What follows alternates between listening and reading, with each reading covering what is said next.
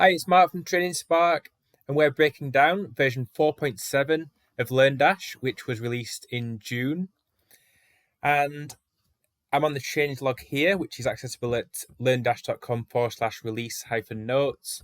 And this is where you would typically find out information about any new releases in LearnDash.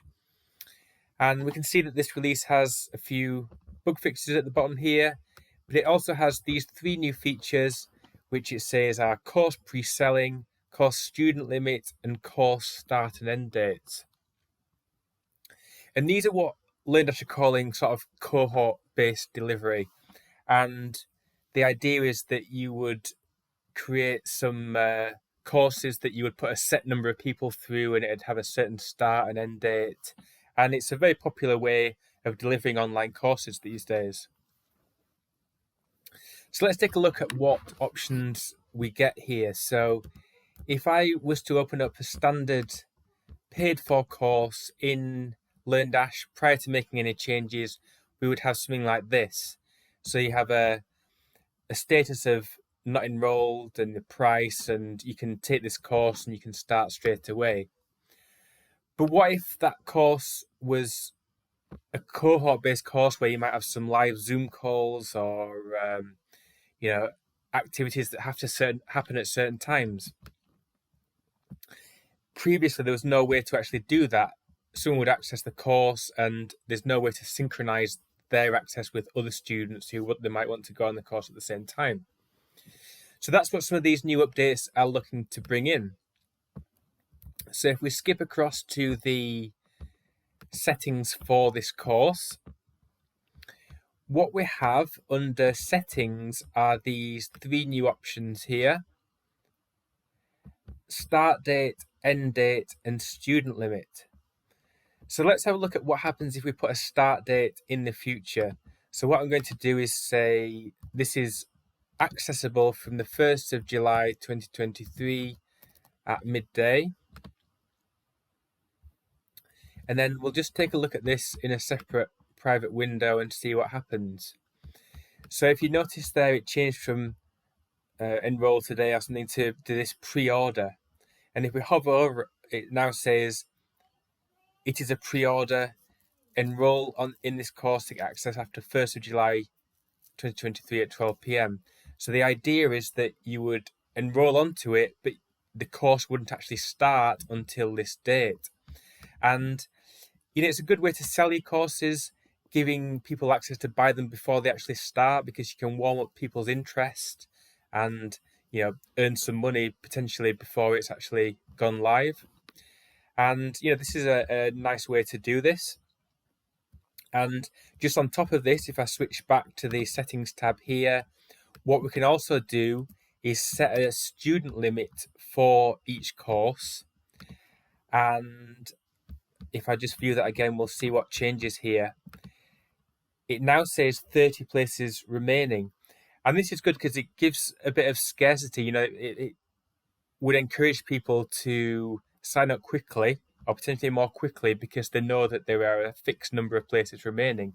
So there's a impetus for them to sign up and get access sooner rather than later in case it runs out. There is also a feature to add an end date to the course. So say this finished in December, we can add that to this course as well. I'll just click update here, and again we'll just view the changes. I don't know if this one actually makes any changes to the actual course sale page here, but what I gather from this is that once that end date has passed, you would no longer be able to buy access to this course. We can actually test that. So if I was to set these both to say 2022, this would effectively be a course that has been and gone, because we've set dates in the past. So let's have a quick look. So we can see their course ended, and we can no longer buy access to this course. So it's an interesting update. I think that's the extent of what's changed in 4.7. And it's just a slightly different way to be able to sell your courses and sell them as cohort-based courses.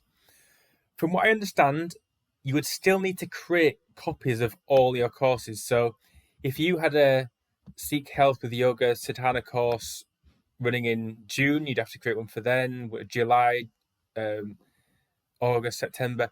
You'd have to create copies of all of your courses, each with a separate start and end dates and numbers of people who could be enrolled onto it.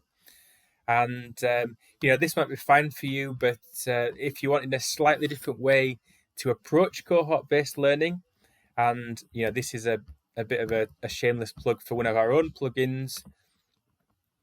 We have a plugin called Cohort Manager, which is intended exactly for that. So what it allows you to do is you don't have to create copies of your course. What you do is you create workflows for different groups on that course. So we've got a group here called June 2023. When they access the course, they will get their lessons unlocked at different times to someone else who's accessing from a different group. And what Cohort Manager lets you do is add interactions specifically to certain groups. So you can unlock lessons, send emails to the learners, send emails to the group leaders, enroll them onto different courses and so on. And it'd just be a case of, unlocking a lesson 5 days after the course starts, and then you can just unlock it that way. And then different groups have a different experience of courses as they go through. So you're not having to create multiple versions of your course. You just have the one course and then these workflows that sort of map different groups and then create them different experiences as they go through it at different times. So if you found this video useful, if you did, please give it a like. And if you'd like to see more like this, please subscribe to the Training Spark YouTube channel.